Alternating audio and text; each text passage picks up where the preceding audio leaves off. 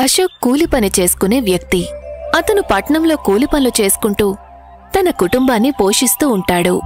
తనకు రోజు కూలితో 300 రూపాయలు అందుతాయి. అశోక్ అద్దె ఇంట్లో ఉండేవాడు, తన కుటుంబం అంతటితో కలిసి. అతని కుటుంబంలో తన భార్య అనురాధ, ఇంకా తన 3 పిల్లలు భువన్, జీవన్, నందిని ఉంటారు. ఇదిగో అనురాధ, ఇవాల్టి కూలి డబ్బులు. నిన్న నేను ఇంటి యజమానికి 3000 అద్దె ఇచ్చేశాను. మంచి పని చేశావు. మీ జీతం పెరిగితే ఎంతో బాగుంటుంది. ఇంత తక్కువ జీతంతో మనం డబ్బుని ఎలా పొదుపు చేయాలి? భగవంతుడి దయ వల్ల అలా త్వరగా జరగాలి. కానీ ప్రస్తుతం ఉన్న దాంట్లో సర్దుకోవాలి. కనీసం మనకి తినడానికి లోటు లేకుండా ఉన్నందుకు చాలా సంతోషంగా ఉంది. పిల్లలు స్కూల్కి వెళ్తున్నారు, ఉండడానికి మంచి ఇల్లు ఉంది. భగవంతుడికి ధన్యవాదాలు. మీరు సరిగ్గా చెప్పారు. భగవంతుడికి ధన్యవాదాలు చెప్పుకోవాల్సిందే. అశోక్ ఇంకా అనురాధ చాలా పేదవాళ్లు. కాని వాళ్లకి వాళ్ల పరిస్థితి పట్ల ఏమాత్రం బాధలేదు. వాళ్లు ఉన్నదానితో సంతోషంగా ఉంటారు. అనురాధ తరచూ పేదవాళ్లకు సాయం చేస్తూ ఉండేది. అలా ఒకరోజు అనురాధ మార్కెట్లో కూరలు కొంటూ ఉంటుంది. అప్పుడు తను చూసేసరికి ఒక ముసలావిడ రోడ్డు మీద అడుక్కుంటూ ఉంటుంది.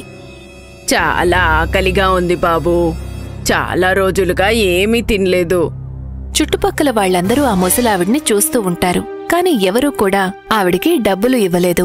అమ్మా, మీకు బాగా ఆకలిగా ఉండుంటుంది కదా, నాతో పాటు రండి. అనురాధ ఆవిడ్ని పక్కనే ఉన్న ఒక చిన్న ఢాబాకు తీసుకువెళ్తుంది. బాబూ, అమ్మకి కడుపు నిండా భోజనం పెట్టండి, ఇదిగోండి డబ్బులు. అనురాధ డాబా అతనికి డబ్బులు ఇస్తుంది. ఆ డాబాలోని వ్యక్తి ముసలావిడికి భోజనం పెడతాడు. చాలా రోజులుగా ఆకలితో ఉన్నావిడ కంగారుగా తినేస్తుంది. అనురాధ అక్కడే కూర్చుంటుంది. ముసలమ్మ మొత్తం భోజనం తినేశాక, ఇంకేమైనా కావాలా అమ్మా? వద్దులే అమ్మా, కడుపు నిండిపోయింది. భగవంతుడు నీకు మంచి చేస్తాడు. నువ్వు సంతోషంగా జీవించు, ఎప్పుడూ ఆనందంగా ఉండు. అనురాధ ఆ ముసలమ్మ చేతిలో ఇంకొంత డబ్బు పెడుతుంది. ఇది తీసుకోండి. మీకు మళ్ళీ ఆకలి వేసిందంటే ఏమైనా తినండి. ధన్యవాదాలు. నువ్వు చాలా మంచిదానివి తల్లి. నీకు ఎప్పుడూ ఏ చెడు జరగదు. నీకు సహాయం అవసరమైనప్పుడు నీకు తప్పకుండా సహాయం దక్కుతుంది. ఆ తర్వాత అనురాధ అక్కడ్నుంచి వెళ్ళిపోతుంది. అనురాధలాగా అశోక్ కూడా చాలా మంచి వ్యక్తి. తను కూడా అందరికీ సాయం చేస్తూ ఉంటాడు. బాబాయ్, నేను మీకు సహాయం చేస్తాను. కానీ బాబూ, ఇది చాలా బరువుగా ఉంది. బరువులు మోసేవాడికి ఇదేమంత కష్టంగా అనిపించదు. పదండి. అశోక్ ఆ ముసలి వ్యక్తి సామాన్లను అతని ఇంటికి చేరుస్తాడు. ధన్యవాదాలు బాబూ, నీకు నేను రుణపడి ఉంటాను. భగవంతుడు నీకు ఎప్పుడూ మంచే చేస్తాడు. ఇక నేను వెళ్ళొస్తాను బాబాయ్. అనురాధ, అశోక్ పేదవాళ్లే అయ్యుండొచ్చు, కాని వాళ్లు ఎవరికైనా సాయం చేయడానికి సిద్ధంగా ఉండేవాళ్లు. అనురాధ, అశోక్లు చేసే పుణ్యకార్యాలకు అసలు లెక్కే ఉండదు. వాళ్లకెప్పుడు అవకాశం దొరికినా ఎవరో ఒకరికి సాయం చేస్తూ ఉండేవాళ్లు. కొన్ని నెలలు గడుస్తాయి. ఒకరోజు అశోక్ ఒక బిల్డింగ్లో పనిచేస్తూ ఉంటాడు. అతను చాలా ఎత్తులో ఉంటాడు. ఇక దురదృష్టవశాత్తు తన కాలి కింద ఉన్న కర్ర విరిగి పడిపోతుంది.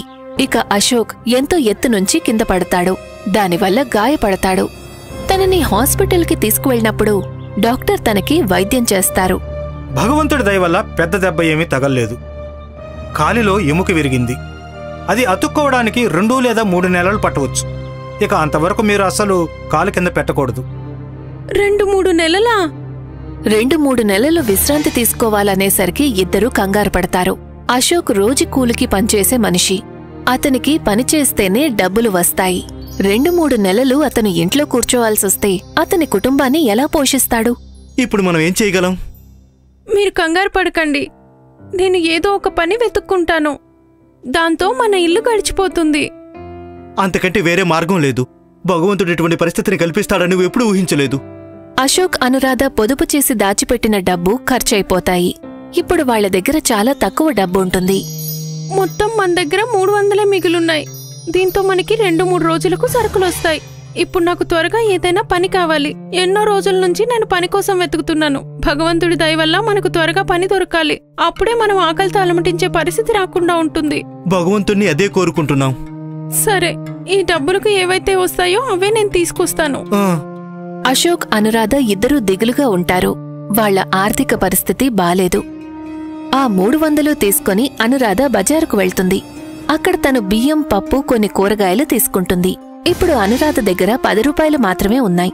తను ఇంటికి తిరిగి వెళ్తూ ఉండగా తన దృష్టి ఆ ముసలమ్మ మీద పడుతుంది. బాగా ఆకలిగా ఉంది బాబు. చాలా రోజులుగా ఏమీ తినలేదు. తినడానికి ఏమైనా ఉంటే ఇవ్వండి.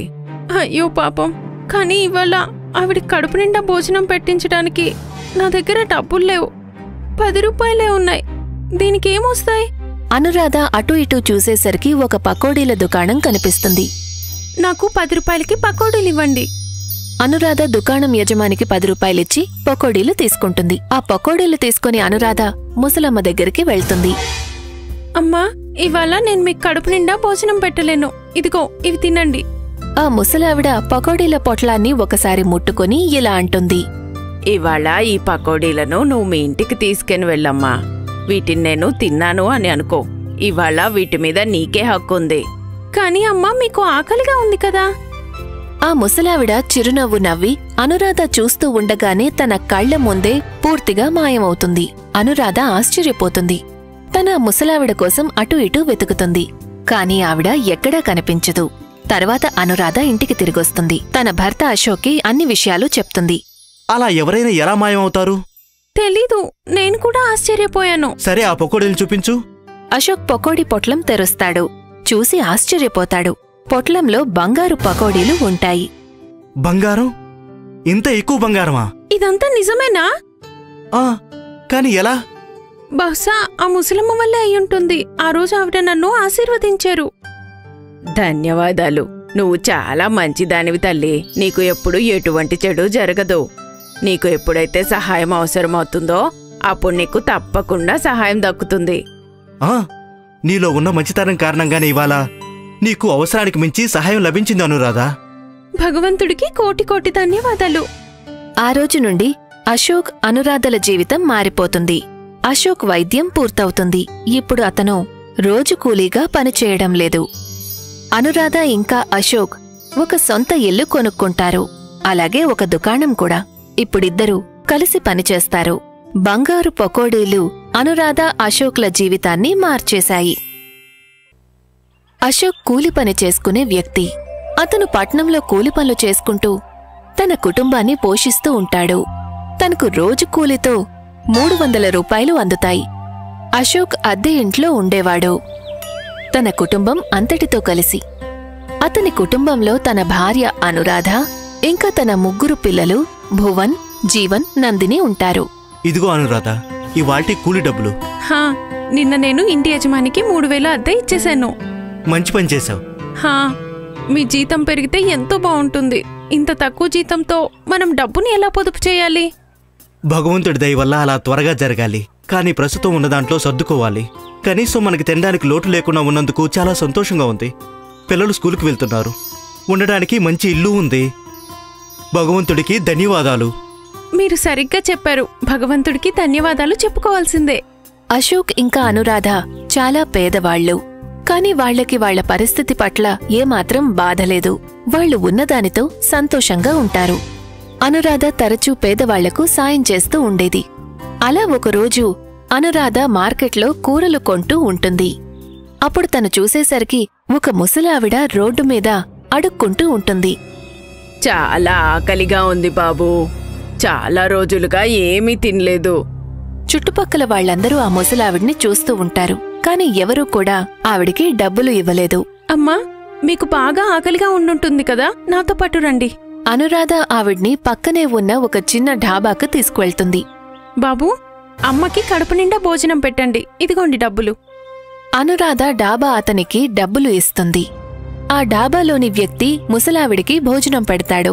చాలా రోజులుగా ఆకలితో ఉన్నావిడ కంగారుగా తినేస్తుంది. అనురాధ అక్కడే కూర్చుంటుంది. ముసలమ్మ మొత్తం భోజనం తినేశాక, ఇంకేమైనా కావాలా అమ్మా? వద్దులే అమ్మా, కడుపు నిండిపోయింది. భగవంతుడు నీకు మంచి చేస్తాడు. నువ్వు సంతోషంగా జీవించు. ఎప్పుడూ ఆనందంగా ఉండు. అనురాధ ఆ ముసలమ్మ చేతిలో ఇంకొంత డబ్బు పెడుతుంది. ఇది తీసుకోండి. మీకు మళ్ళీ ఆకలి వేసిందంటే ఏమైనా తినండి. ధన్యవాదాలు. నువ్వు చాలా మంచిదానివి తల్లి. నీకు ఎప్పుడూ ఏ చెడు జరగదు. నీకు సహాయం అవసరమైనప్పుడు నీకు తప్పకుండా సహాయం దక్కుతుంది. ఆ తర్వాత అనురాధ అక్కడ్నుంచి వెళ్ళిపోతుంది. అనురాధలాగా అశోక్ కూడా చాలా మంచి వ్యక్తి. తను కూడా అందరికీ సాయం చేస్తూ ఉంటాడు. బాబాయ్, నేను మీకు సహాయం చేస్తాను. కానీ బాబూ, ఇది చాలా బరువుగా ఉంది. బరువులు మోసేవాడికి ఇదేమంత కష్టంగా అనిపించదు. పదండి. అశోక్ ఆ ముసలి వ్యక్తి సామాన్లను అతని ఇంటికి చేరుస్తాడు. ధన్యవాదాలు బాబూ, నీకు నేను రుణపడి ఉంటాను. భగవంతుడు నీకు ఎప్పుడూ మంచే చేస్తాడు. ఇక నేను వెళ్ళొస్తాను బాబాయ్. అనురాధ, అశోక్ పేదవాళ్లే అయ్యుండొచ్చు, కాని వాళ్ళు ఎవరికైనా సాయం చేయడానికి సిద్ధంగా ఉండేవాళ్లు. అనురాధ, అశోక్లు చేసే పుణ్యకార్యాలకు అసలు లెక్కే ఉండదు. వాళ్లకెప్పుడు అవకాశం దొరికినా ఎవరో ఒకరికి సాయం చేస్తూ ఉండేవాళ్లు. కొన్ని నెలలు గడుస్తాయి. ఒకరోజు అశోక్ ఒక బిల్డింగ్లో పని చేస్తూ ఉంటాడు. అతను చాలా ఎత్తులో ఉంటాడు. ఇక దురదృష్టవశాత్తు తన కాలి కింద ఉన్న కర్ర విరిగి పడిపోతుంది. ఇక అశోక్ ఎంతో ఎత్తు నుంచి కింద పడతాడు. దానివల్ల గాయపడతాడు. తనని హాస్పిటల్కి తీసుకువెళ్ళినప్పుడు డాక్టర్ తనకి వైద్యం చేస్తారు. భగవంతుడి దయ వల్ల పెద్ద దెబ్బ ఏమీ తగల్లేదు. కాలిలో ఎముక విరిగింది. అది అతుక్కోవడానికి 2 లేదా 3 నెలలు పట్టవచ్చు. ఇక అంతవరకు మీరు అసలు కాలు కింద పెట్టకూడదు. 2-3 నెలలా? 2-3 నెలలు విశ్రాంతి తీసుకోవాలనేసరికి ఇద్దరూ కంగారు పడతారు. అశోక్ రోజు కూలికి పనిచేసే మనిషి. అతనికి పనిచేస్తేనే డబ్బులు వస్తాయి. 2-3 నెలలు అతను ఇంట్లో కూర్చోవాల్సొస్తే అతని కుటుంబాన్ని ఎలా పోషిస్తాడు? ఇప్పుడు మనం ఏం చేయగలం? మీరు కంగారు పడకండి. నేను ఏదో ఒక పని వెతుక్కుంటాను. దాంతో మన ఇల్లు గడిచిపోతుంది. అంతకంటే వేరే మార్గం లేదు. భగవంతుడు ఇటువంటి పరిస్థితిని కల్పిస్తాడని నువ్వు ఎప్పుడూ ఊహించలేదు. అశోక్, అనురాధ పొదుపు చేసి దాచిపెట్టిన డబ్బు ఖర్చయిపోతాయి. ఇప్పుడు వాళ్ల దగ్గర చాలా తక్కువ డబ్బు ఉంటుంది. మొత్తం మన దగ్గర 300 మిగులున్నాయి. దీంతో మనకి 2-3 రోజులకు సరుకులొస్తాయి. ఇప్పుడు నాకు త్వరగా ఏదైనా పని కావాలి. ఎన్నో రోజుల నుంచి నేను పని కోసం వెతుకుతున్నాను. భగవంతుడి దయ వల్ల మనకు త్వరగా పని దొరకాలి. అప్పుడే మనం ఆకలితో అలమటించే పరిస్థితి రాకుండా ఉంటుంది. భగవంతుణ్ణి అదే కోరుకుంటున్నాం. సరే, ఈ డబ్బులకు ఏవైతే వస్తాయో అవే నేను తీసుకొస్తాను. అశోక్, అనురాధ ఇద్దరూ దిగులుగా ఉంటారు. వాళ్ల ఆర్థిక పరిస్థితి బాలేదు. ఆ 300 తీసుకొని అనురాధ బజారుకు వెళ్తుంది. అక్కడ తను బియ్యం, పప్పు, కొన్ని కూరగాయలు తీసుకుంటుంది. ఇప్పుడు అనురాధ దగ్గర 10 రూపాయలు మాత్రమే ఉన్నాయి. తను ఇంటికి తిరిగి వెళ్తూ ఉండగా తన దృష్టి ఆ ముసలమ్మ మీద పడుతుంది. బాగా ఆకలిగా ఉంది బాబూ. చాలా రోజులుగా ఏమీ తినలేదు. తినడానికి ఏమైనా ఉంటే ఇవ్వండి. అయ్యో పాపం, కానీ ఇవాళ ఆవిడ కడుపు నిండా భోజనం పెట్టించడానికి నా దగ్గర డబ్బులు లేవు. 10 రూపాయలే ఉన్నాయి. దీనికేమొస్తాయి? అనురాధ అటూ ఇటూ చూసేసరికి ఒక పకోడీల దుకాణం కనిపిస్తుంది. నాకు 10 రూపాయలకి పకోడీలివ్వండి. అనురాధ దుకాణం యజమానికి 10 రూపాయలిచ్చి పకోడీలు తీసుకుంటుంది. ఆ పకోడీలు తీసుకుని అనురాధ ముసలమ్మ దగ్గరికి వెళ్తుంది. అమ్మా, ఇవాళ నేను మీకు కడుపు నిండా భోజనం పెట్టలేను. ఇదిగో, ఇవి తినండి. ఆ ముసలావిడ పకోడీల పొట్లాన్ని ఒకసారి ముట్టుకుని ఇలా అంటుంది. ఇవాళ ఈ పకోడీలను నువ్వు మీ ఇంటికి తీసుకెని వెళ్ళమ్మా. వీటిని నేను తిన్నాను అని అనుకో. ఇవాళ వీటి మీద నీకే హక్కుంది. కానీ అమ్మా, మీకు ఆకలిగా ఉంది కదా. ఆ ముసలావిడ చిరునవ్వు నవ్వి అనురాధ చూస్తూ ఉండగానే తన కళ్ల ముందే పూర్తిగా మాయమవుతుంది. అనురాధ ఆశ్చర్యపోతుంది. తన ముసలావిడ కోసం అటూ ఇటూ వెతుకుతుంది. కాని ఆవిడ ఎక్కడా కనిపించదు. తర్వాత అనురాధ ఇంటికి తిరిగొస్తుంది. తన భర్త అశోక్కి అన్ని విషయాలు చెప్తుంది. అలా ఎవరైనా ఎలా మాయమవుతారు? తెలీదు, నేను కూడా ఆశ్చర్యపోయాను. సరే, ఆ పకోడీలు చూపించు. అశోక్ పకోడీ పొట్లం తెరుస్తాడు. చూసి ఆశ్చర్యపోతాడు. పొట్లంలో బంగారు పకోడీలు ఉంటాయి. బంగారం? ఇంత ఎక్కువ బంగారమా? ఇదంతా నిజమేనా? కాని ఎలా? బహుశా ఆ ముసలమ్మ వల్లే అయ్యుంటుంది. ఆ రోజు ఆవిడ నన్ను ఆశీర్వదించారు. ధన్యవాదాలు. నువ్వు చాలా మంచిదానివి తల్లి. నీకు ఎప్పుడు ఎటువంటి చెడు జరగదు. నీకు ఎప్పుడైతే సహాయం అవసరమవుతుందో అప్పుడు నీకు తప్పకుండా సహాయం దక్కుతుంది. నీలో ఉన్న మంచితనం కారణంగానే ఇవాళ నీకు అవసరానికి మించి సహాయం లభించింది అనురాధా. భగవంతుడికి కోటి ధన్యవాదాలు. ఆ రోజు నుండి అశోక్, అనురాధల జీవితం మారిపోతుంది. అశోక్ వైద్యం పూర్తవుతుంది. ఇప్పుడు అతను రోజు కూలీగా పనిచేయడం లేదు.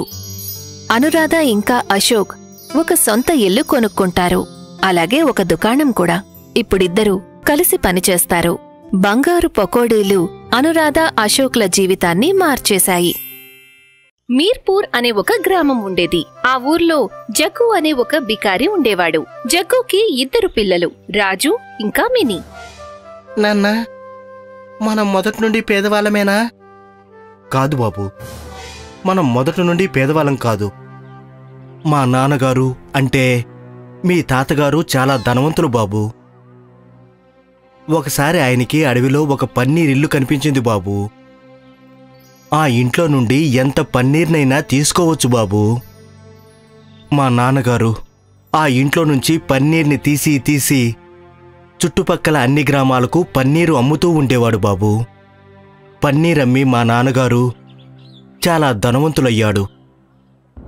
కానీ ఆ తర్వాత ఒకరోజు గ్రామ సర్పంచి కబీర్ సింగ్కి మాయా పన్నీర్ గురించి తెలిసిపోయింది బాబు. భూపేంద్ర, నేను విన్నాను నీకు అడవిలో ఏదో పన్నీర్ ఇల్లు కనిపించిందని. అవును సర్పంచ్ గారు, కనిపించింది. దానితోనే నేను ఇంత ధనవంతుడయ్యాను. డబ్బు విషయంలో కొన్ని రోజుల్లో నేను మిమ్మల్ని కూడా మించిపోతాను. చుట్టుపక్కల మొత్తం గ్రామాలు ఎన్నైతే ఉన్నాయో అన్నిటికి కూడా నేనే సప్లై చేస్తూ ఉంటాను. ఈ ఊర్లో ప్రతి దాని మీద అందరికంటే ముందు నాకే అధికారం ఉంటుంది. నువ్వు నాకు చెప్పకుండా మాయా పన్నీర్ ఇంటి ద్వారా చాలా సంపాదించావు. అందుకని దానికి నీకు శిక్ష పడుతుంది. సర్పంచ్ నాన్న దగ్గర ఉన్న సర్వస్వాన్ని లాగేసుకున్నాడు. ఆయన్ని ఊరు నుండి బయటికి తరిమేశారు. అయినా సరే నాన్నగారు ఆ ఊరికి దగ్గరలోనే తిరుగుతూ ఉండేవారు. ఎవరూ ఆయనకి పని ఇవ్వకపోయేసరికి అడుక్కు తిని జీవితాన్ని వెళ్ళపుచ్చడం మొదలుపెట్టాడు. అప్పటి నుండి మనం పేదవాళ్ళం అయిపోయాం బాబు. నాన్న, ఇప్పటికీ ఆ పన్నీరిల్లు అడవిలోనే ఉంటుందా? లేదు బాబు, ఇప్పుడు ఆ పన్నీరింటి గురించి ఎవరికీ తెలియదు. సర్పంచ్ పన్నీరింటి నుండి పన్నీర్ తీయడానికి వెళ్ళినప్పుడు ఆ ఇల్లు మాయమైపోయిందట. అప్పటి నుండి ఆ పన్నీరు గురించి ఎవరికీ తెలియదు బాబు. ఒక్కరోజు జగ్గు కుటుంబం ఆకలితో పస్తులు ఉండాల్సొచ్చేది. నాన్న, ఇవాళ రాజుకి జ్వరంగా ఉంది. మేమిద్దరూ 2 రోజులుగా ఏమీ తినలేదు. తినడానికి ఏమైనా తీసుకురండి. అలాగేనమ్మా, నేను ఇప్పుడే ఎవరింటికైనా వెళ్ళి ఏదైనా అడిగి తీసుకొస్తాను. ఆ రోజు జగ్గు ఊర్లో అందరి ఇళ్లకు వెళ్తాడు. కాని ఎక్కడా కూడా తనకి భోజనం దొరకదు. చివరికి సర్పంచ్ గారింటికి వెళ్లేసరికి తనకి లోపల నుంచి పరాటాల గుమగుమల వాసనలు బయటికి వస్తూ ఉంటాయి. సర్పంచ్ గారు, తలుపు తెరవండి. నేను జగ్గుని. నా పిల్లలకి ఒంట్లో బాగాలేదు, ఆకలితో ఉన్నారు. వాళ్ళకి తినడానికి ఏమైనా ఇవ్వండి. జగ్గు, నువ్వు మళ్ళీ ఇక్కడికి వచ్చావా? వెళ్ళిపోయి ఇక్కడి నుండి, లేదంటే ఇప్పుడే నా పని వాళ్లతో చెప్పి నిన్ను ఊరి నుండి గెంటించేస్తాను. నిన్ను ఊర్లో ఉండనిస్తున్నాను, అదే చాలా ఎక్కువ అనుకో. సర్పంచ్ తన మనుషుల్ని బయటికి పంపించేలోపు జగ్గు రోడ్డు మీద ఒక మూలకి వెళ్లి దాక్కుంటాడు. కాసేపటికి సర్పంచ్ తలుపుకి తాళం వేసి తన మనుషులతో పాటు బయటికి వెళ్తాడు. జగ్గు తన పిల్లల కోసం భోజనాన్ని దొంగిలించి తీసుకువెళ్దామని అనుకుంటాడు. గోడమీద నుంచి దూకి జగ్గు సర్పంచ్ ఇంటి లోపలికి వెళ్తాడు. తను 5-6 పరాఠాలను దొంగిలించి ఇంటికి పారిపోతాడు. ఆ రోజు జగ్గు కుటుంబమంతా పరాఠాలతో కడుపు నింపుకుంటుంది. మధ్యాహ్నం సమయంలో ఊరంతా ప్రశాంతంగా ఉన్నప్పుడు జగ్గు తన పిల్లలు కూడా నిద్రపోతూ ఉంటారు. అప్పుడే ఉన్నట్టుండి ఎవరో జగ్గు ఇంటి తలుపుని కొట్టి విరగ్గొడతారు. జగ్గు అలాగే అతని పిల్లలు భయంతో వణికిపోతారు. ఇంటి లోపలికి సర్పంచ్ అతని మనుషులతో లాఠీలతో వస్తాడు. జగ్గు, నీకు ఎంత ధైర్యం ఉంటే నా ఇంట్లోకి దూరి దొంగతనం చేస్తావు? సీసీటీవీ కెమెరాలో నీ పనులన్నీ చూసే ఇక్కడికి వచ్చాను. వెళ్ళండి, జగ్గుని చితకబాదండి. వీళ్ళ ముగ్గురిని ఊరి నుండి గెంటేయండి. అలా చెప్పి సర్పంచ్ అక్కడ్నుంచి వెళ్లిపోతాడు. సర్పంచ్ మనుషులు ఇద్దరూ జగ్గుని కర్రలతో కొట్టడం మొదలు పెడతారు. రాజు ఇంకా మినీ తమ తండ్రిని అలా కొట్టడం చూడలేకపోతారు. ఇద్దరూ వెంటనే వాళ్ల గులేల్ని తీసుకుని సర్పంచ్ మనుషులు ఇద్దరి తలలకు కూడా రాళ్లతో కొడతారు. వాళ్ళిద్దరూ కూడా తలలు పట్టుకుని కూర్చుంటారు. అయ్యో, చంపేశాడు బాబు, చంపేశాడు. నాన్న, త్వరగా పదండి. ముగ్గురూ ఇల్లు వదిలి అడవిలోకి పారిపోతారు. సర్పంచ్ మనుషులు కూడా వాళ్ళని వెంబడిస్తూ వెళ్తారు. జగ్గు, ఎంత దూరం పారిపోతావో? నిన్ను నీ పిల్లల్ని అస్సలు వదిలిపెట్టే ప్రసక్తే లేదు. సర్పంచ్ మనుషులిద్దరూ కూడా గాయపడిన సింహంలాగా జగ్గుని తన పిల్లల్ని వెంబడిస్తారు. ఇదేంటి నాన్న, మనం ఇలా ఇరుక్కుపోయాము, ఇప్పుడు మనం ఏం చెయ్యాలి? జగ్గు అలాగే తన పిల్లలు ఇక తప్పించుకోలేరు అని అతను అనుకుంటాడు. అప్పుడే ఉన్నట్టుండి జగ్గుకి అలాగే అతని పిల్లలకి పన్నీర్ ఇల్లు కనిపిస్తుంది. అందరూ పన్నీర్ ఇంట్లోకి వెళ్లిపోతారు. సర్పంచ్ మనుషులు పన్నీర్ ఇంట్లోకి వెళ్లేలోపే పన్నీర్ ఇల్లు మాయమైపోతుంది. పన్నీర్ ఇంట్లోకి మీకు స్వాగతం. ఈ మాయా ఇంటి నుండి మీరు ఎంత పన్నీర్ని కావాలంటే అంత పన్నీర్ని తీసుకోవచ్చు. మా నాన్నగారికి దొరికిన ఆ పాత పన్నీరిల్లు నువ్వేనా? అవును, అది నేనే. నేను మీ నాన్నకి ముందే చెప్పాను, నా ద్వారా సంపాదించిన డబ్బులతో గొప్పలకి పోకూడదు అని. నా గురించి ఎవరికైనా తెలిస్తే నేను మాయమైపోతాను అని అన్నాను. కానీ మీ నాన్న నా మాట వినలేదు. చివరికి సర్పంచ్కి నా గురించి తెలిసిపోయింది. అప్పుడు నేను మాయమైపోవాల్సి వచ్చింది. మీ నాన్న ఏదైతే తప్పు చేశాడో నువ్వు కూడా అదే తప్పు చేయొద్దు. లేదు, నేను అటువంటి తప్పు ఎప్పటికీ చేయను. నీ గురించి నేను ఎవరికీ చెప్పను.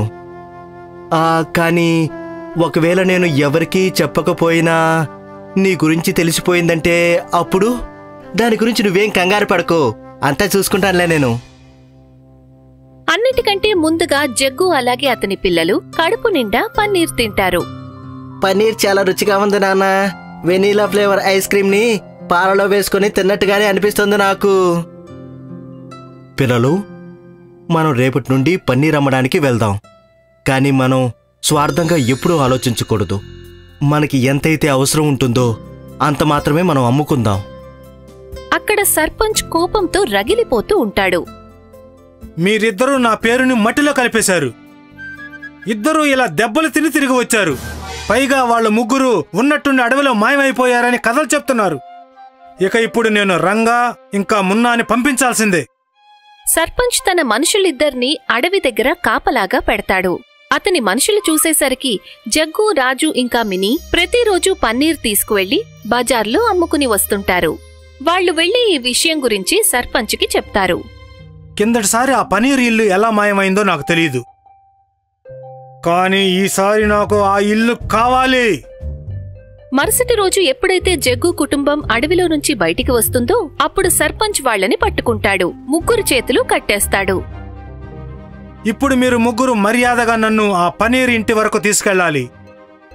లేకపోతే నేను నీకు ఎటువంటి గతి పట్టిస్తానంటే మీ మొహాలను మీరే గుర్తుపట్టలేనట్టు చేస్తాను. జగ్గు, రాజు ఇంకా మినీ సర్పంచ్ని అతని మనుషుల్ని చాలాసేపు తిప్పుతారు. కానీ పన్నీర్ ఇంటికి తీసుకువెళ్లరు. జగ్గు, చాలాసేపు అయింది. నువ్వు నాతో ఆటలాడుతున్నావని నాకు అర్థమైంది. రేయ్, వీడిని వీడి పిల్లలను తీసుకెళ్లి చెరువులో పడేయండి. లేదు లేదు, అటువంటిదేమీ చేయకండి. నేను మిమ్మల్ని తీసుకెళ్తాను. మొత్తానికి జగ్గు సర్పంచ్ని పన్నీర్ ఇంటి దగ్గరికి తీసుకువెళ్తాడు. అయితే పనీరు ఇల్లు ఇక్కడుందన్నమాట. రంగా, వీళ్ళని నువ్వు చెట్టుకు కట్టాయి. నేను పనీరింటి లోపలికి వెళ్ళి చూస్తాను. వాళ్లు ముగ్గురు లోపలికి వెళ్లేసరికి బోలెడంత పన్నీర్ వాళ్ల మీద పడిపోతుంది. సర్పంచ్ అలాగే అతని మనుషులు పన్నీర్ కింద నలిగిపోతూ ఉంటారు. ఎవరైనా కాపాడండి, ఎవరైనా నన్ను బయటకు తీసుకెళ్ళండి.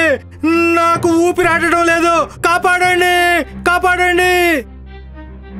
ముందు నాకు మాట ఇవ్వు సర్పంచ్, ఇక మీదట ఎప్పుడు జగ్గు కుటుంబాన్ని ఇబ్బంది పెట్టను అని, అలాగే నా కోసం ఎప్పుడు వెతకను అని. సరే, నేను మాటిస్తాను. నేను ఈ ఊర్లో ఎవరిని కూడా ఇబ్బంది పెట్టను. నన్ను కాపాడు. వెంటనే వాళ్ల ముగ్గురి మీద పడిన పన్నీర్ మాయమైపోతుంది. సర్పంచ్ అలాగే అతని మనుషులు జగ్గు, రాజు ఇంకా మినీ కట్లు విప్పుతారు. ఆ తర్వాత వాళ్ళ ఇంటికి పారిపోతారు. లఖన్పూర్ గ్రామంలో సుష్మా తన పిల్లలు ఇంకా భర్త రామ్ దులార్తో కలిసి ఉండేది. సుష్మా భర్త అవిటివాడు అయిన కారణంగా సుష్మాని ఇంటిని చూసుకుంటూ ఉండేది. అందుకే సుష్మా ఇంటిని నడిపించడానికి తన అల్లుడు కరణ్తో కలిసి జిలేబీ దుకాణం నడిపిస్తూ ఉండేది. కరణ్ గొడవలు పడుతూ ఉండే వ్యక్తి. ఇప్పుడు జనాలతో గొడవ పడుతూ కోపంగా ఉండేవాడు. అతను అతని మామ యొక్క భూమి ఇంకా పొలాలు సొంతం చేసుకోవాలి అని అనుకుంటూ ఉంటాడు. బాబు కరణ్, నువ్వెళ్ళి దుకాణం తెరువు. నేను వేరే పనులు బిజీగా ఉన్నా. నేను ఏ పని చెయ్యను. మీరు అత్తయ్యుండి నాకు పని చెప్తున్నారా? మీకు సిగ్గనిపించడం లేదా? నేనేమన్నా నిన్ను కొండలు ఎత్తమని అన్నానా? కేవలం దుకాణం తెరవమన్నానంతే. కరణ్ అక్కడి నుంచి కోపంగా దుకాణం తెరవడానికి వెళ్తాడు. అన్నా, నాకు జిలేబీతో పాటు పెరుగు ఇవ్వు. ఇప్పటికి నువ్వు నన్ను 3 సార్లు పెరుగు అడిగావు. వెళ్ళిక్కడి నుంచి. నేను నీకు అసలు ఇవ్వను. అయితే నువ్వు నాతో గొడవ పడాలనుకుంటున్నావా? రోజు నీకు ఇదే పని. వాళ్ళిద్దరూ గొడవ పడుతూ ఉంటారు. అంతలో అక్కడికి సుష్మా వస్తుంది. ఆంటీ, ఇలా చూడండి, ఇతను నాతో గొడవ పడుతున్నాడు. ఇక్కడ ఉండటమే దండగా. చిచి, నేను వెళ్ళిపోతున్నాను. కరణ్ అక్కడి నుంచి వెళ్ళిపోతాడు. సుష్మా ఒంటరిగా రోజంతా దుకాణంలో పనిచేస్తూ ఉంటుంది. ఇంకా రాత్రి అలసిపోయి ఇంటికి వచ్చి తన భర్త రామ్ దులార్కి జరిగిన విషయమంతా చెప్తుంది. మీరు వాడికి అర్థమయ్యేలా ఎందుకు చెప్పరు? నాకు తెలుసు సుష్మా. నేను కూడా వాడితో ఒకసారి మాట్లాడతాను. మాట్లాడండి, త్వరగా మాట్లాడండి. లేకపోతే రోజు రోజుకి వాడి భవిష్యత్తు పాడైపోతుంది. రామ్ దులార్ కరణ్ని అరిచి పిలుస్తూ ఉంటాడు. అంతలో కరణ్ అర్ధరాత్రి సమయంలో అతని స్నేహితులతో ఆవారాలా తిరుగుతూ వెళ్ళిపోతుంటాడు. నేను నా వంతు భోజనం తినేశాను. నేను రాత్రంతా నా స్నేహితులతోని పార్టీ చేసుకోవడానికి వెళ్తున్నాను. ఉదయం ఇంటికి వస్తాను, లేకపోతే రేపు సాయంత్రం. మీరు నా గురించి ఏం కంగారు పడకండి. చూసారా, ఇవాళ దుకాణం నేనే తెరిచాను. రేపు కూడా నేనే తెరవాల్సి వస్తోంది. మరుసటి రోజు కరణ్ అర్ధరాత్రి ఇంటికి వస్తాడు. అతని మామ రామ్ దులార్ ఆస్తి మొత్తం అతని పేరున మార్చుకోవడానికి కాగితాలు తీసుకుని వస్తాడు. మామా, ఇదిగో తీసుకోండి. ఈ పేపర్లో సంతకం పెట్టండి. ఇవి నా కాలేజ్ రిజల్ట్స్. బాబు, ఇలా ఇవ్వు. నేను వేలిముద్ర వేసి ఇస్తాను. అంతలో అక్కడికి సుష్మా వస్తుంది. ఇంకా అతని చేతిలో భూమి పేపర్లని చూస్తూ ఉంటుంది.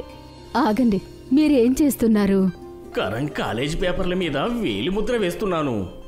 అవి కాలేజీ పత్రాలు కావు, అవి మన భూమి పత్రాలు. ఏమన్నావు నువ్వు?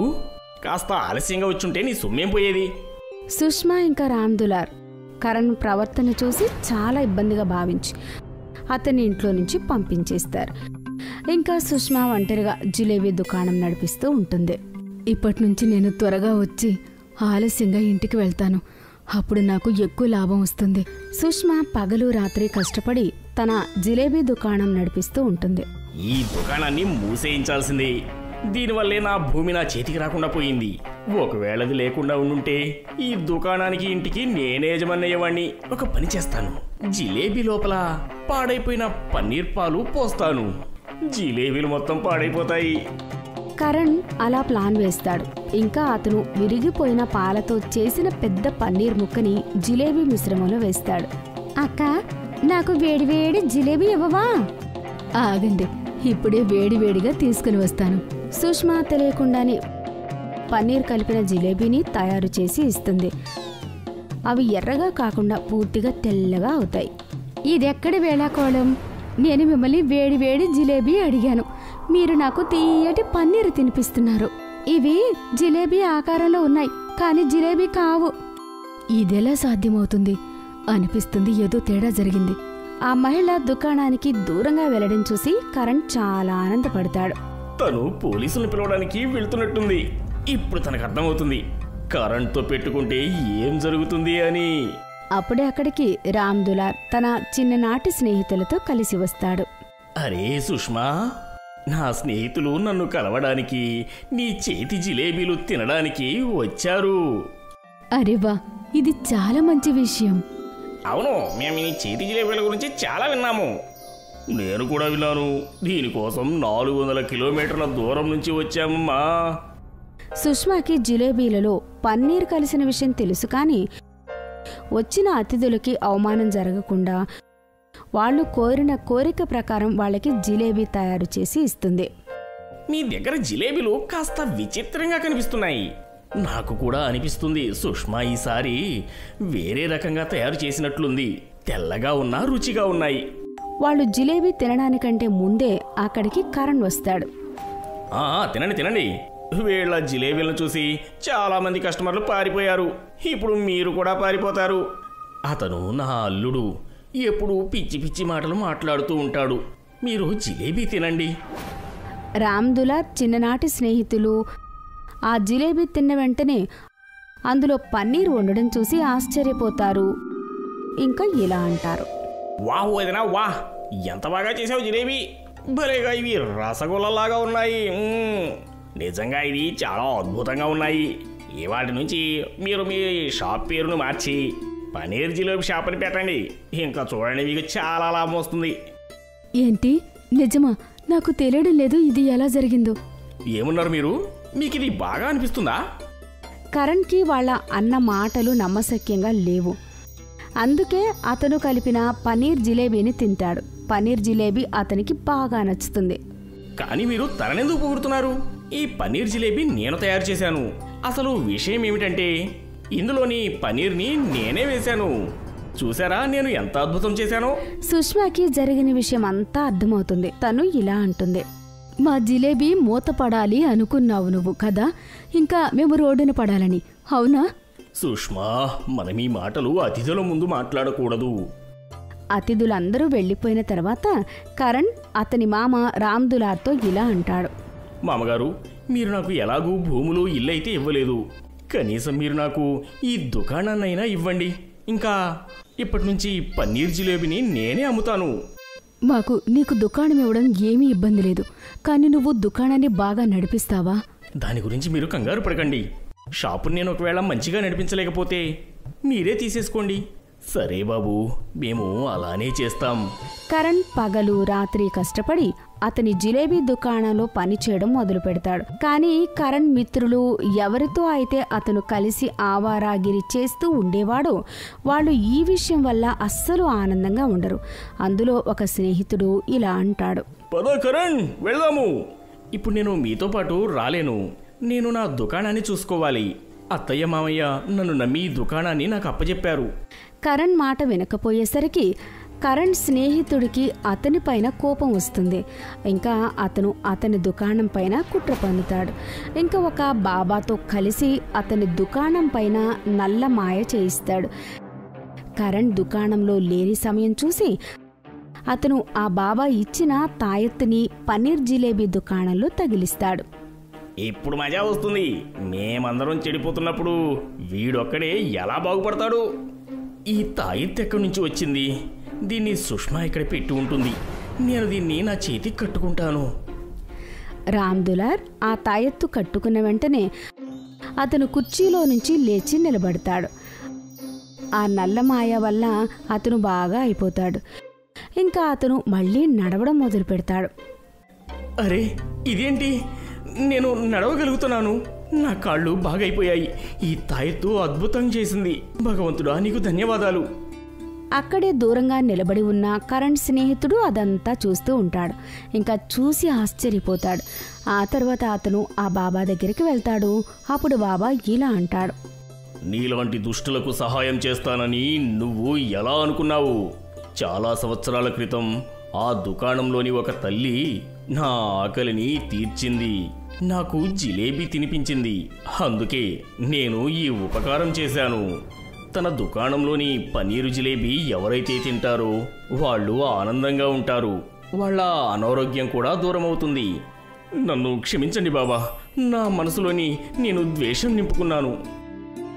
ఇంకా అలానే జరిగింది. వాళ్ళ మాయ పన్నీర్ జిలేబీ బాగా అమ్ముడుపోవడం మొదలైంది. కరణ్ కష్టానికి అతని మామ ఇంకా అత్తయ్య చాలా ఆనందపడతారు. ఇంకా అందరూ కలిసి ఆనందంగా ఉంటారు.